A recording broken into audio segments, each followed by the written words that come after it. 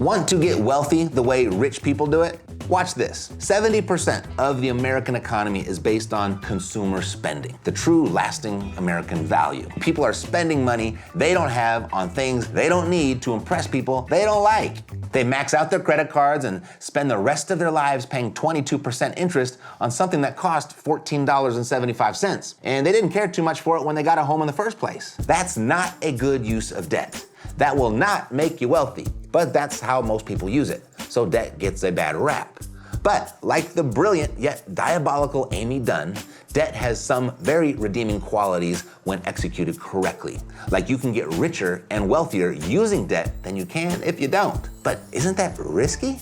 No, debt isn't risky, but the people using it can be. Because if you mess it up, you'll struggle to get wealthy while you're still young enough to enjoy it. I mean, sure, you can always use the whole compound interest thing to work its miracle, but 75% of your life will be behind you by the time that magic trick pays off. But when you use debt the right way, you can compound assets. And that traditional 40-year plan your parents and grandparents followed can be collapsed into 4 or 5 years. No fooling.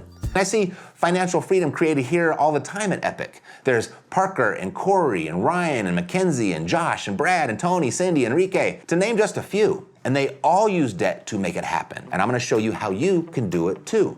So here's the deal. When you leverage debt, you get to take a small portion of your own resources to acquire a large portion of someone else's. It's not just about multiplying returns, of which it does, but the purpose and benefits, they go much deeper. Here, watch this. The use of debt empowers the borrower to gain full control of an asset, of which gives the borrower the full benefits of the asset without fully owning it. And those benefits, they can be the revenue, the appreciation, depreciation, and use of the asset. As well, long-term debt positions you on the right side of the economy with regard to transferring ownership from the lender to the borrower through amortization.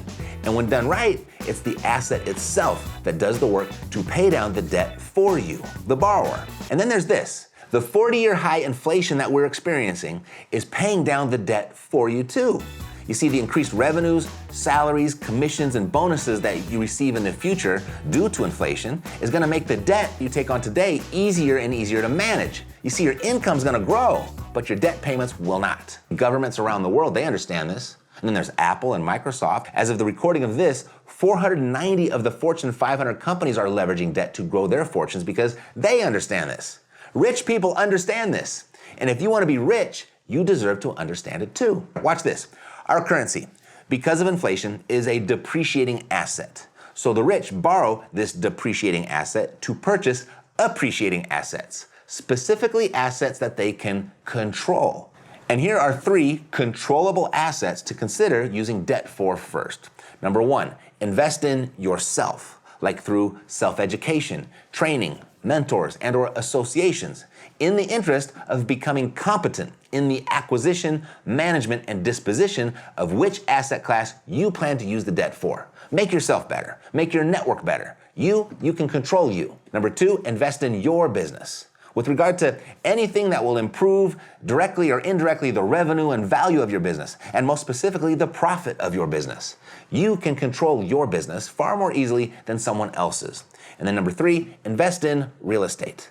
It's the final frontier where the average person has a legitimate shot at creating epic wealth. And that's mostly because of the average person's ability to leverage debt in real estate in a way that they can't in other mainstream investment options. And now I'm gonna show you how this works. And I'm gonna use real estate as the model, but these principles can be applied to other assets as well. So I'm gonna use some simple numbers to keep the math easy, and do your best to not get bogged down into the numbers, but place your focus more on the concept of how the leveraging of debt builds wealth, and builds it much faster than you could without it. As long as you understand the concept, you can then later plug in your own numbers to correlate with your own resources, your own asset class, your own market, and your own financial goals. So here, we have a house valued at $100,000, and you were able to find a motivated seller and acquire the property for $80,000. That's what we show people how to do here at Epic, by the way. And it's not terribly important right now, but if you feel that this is impossible or really difficult to do to buy at a discount like this one, it's not. There are a few different links in the description below to some free Epic trainings that'll show you exactly how to do it. Alrighty, so we're purchasing this $100,000 property for $80,000. We're going to place 20% down, $16,000, and leverage the rest from a bank, $64,000, let's say 5% for a traditional 30-year loan, giving us a monthly payment of $344. We now control this property without fully owning it. But the control gives us the right to any revenue the property can produce, the right to any appreciation the property experiences, the right to all of the tax advantages through depreciation, the interest and business deductions, the benefit of the amortization, that's the paying down of the debt, as well as the preservation of our money's value through real estate's hedge against inflation. We get all of that. We leverage debt here to take a small portion of our own resources to acquire a large portion of someone else's. Then next, we go find a tenant that will pay us, say, $1,200 per month to live in the property, and each month we'll collect that rent payment to make our mortgage payment of $344, paying down the debt. That's the amortization at work. So to this point, we have used debt to create income, we use that income to pay off the debt, and we also get to use the tax advantages of real estate to further offset those debt payments. I mean, those tax advantages include the deductions of the cost of borrowing the money, the management costs, the depreciation, and other allowable business costs. I mean, those tax advantages, they add up pretty darn quickly, often to the point where you can show to the government a loss on paper, yet a profit in the bank. And Uncle Sam's gonna give you a big thumbs up for that too. So now, we'll sit on this property for, say, 3 years. Here's what happens after those 3 years. The national average housing appreciation since 1968 per the National Association of Realtors is 5.4%. Now I know we've experienced much greater appreciation these last couple of years, but I'm gonna keep it really conservative just to show you that the appreciation isn't what real estate is all about. Therefore, timing the market isn't as important as most people think. So let's cut the appreciation down to just 3%, of which would cause the property's value to jump $110,000 after 3 years. And when we add in the 3 years of debt paydown, that gives us a principal paydown of $3,000. And when you factor the original equity with the appreciation and with the principal paydown, all together, that gives us a new equity position of $49,000.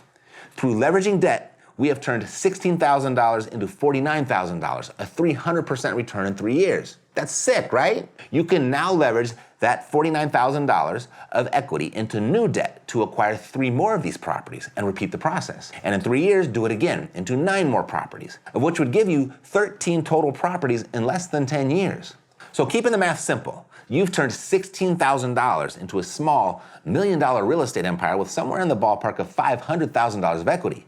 The type of returns that would give your financial planner an inferiority complex. And I didn't even factor in the positive cash flow from the rent yet. Now, when you leverage debt is really important, and I'll get to that. Plus, I'm gonna give you 5 different ways to protect yourself from the risks of using debt in just a second. But I can hear your wheels turning, and you're thinking of the countless hypothetical scenarios as to how this would not work. Well, if that's the case, instead consider focusing on the countless hypothetical scenarios as to why it would work. Because it has worked for more people's wealth creation than anything else. I mean, if you've got an alternative plan that's better, go ahead and share with me in the comments below. I wanna know. I mean, if you're happy with what you're doing, keep doing it.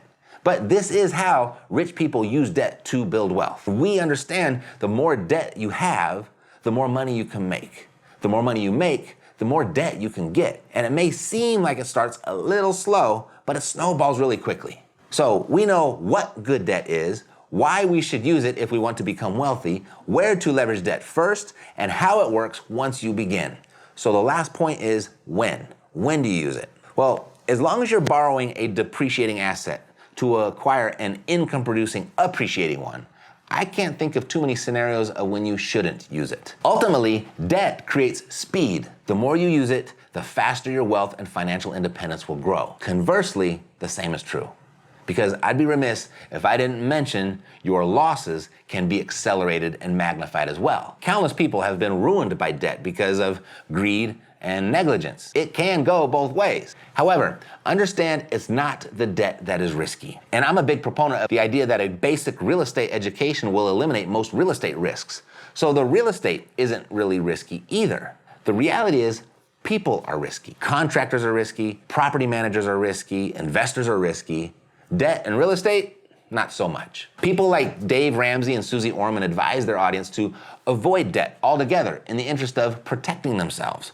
But their advice will significantly limit the amount of wealth you will build. and greatly extend the amount of time to when you build it, if you do. So you'll be safe with their advice, but you'll struggle most of your life too. So if you've decided you want to get wealthy in a safe way, here are 5 things that you can do. 1, invest in your own financial education. 2, become competent in the operations and management of your asset class. 3, stay involved. 4, buy with equity in place. And before taking ownership, number 5, confirm that the asset will pay you more than the debt will cost you. What did you find most valuable? Let me know below. And who else do you know that needs to see this? When their name comes to mind, please share it with them. Oh, and if you're already subscribed to the channel, I pulled this video out right here special for you to watch next. Otherwise, I'll see you next time. Thanks for watching.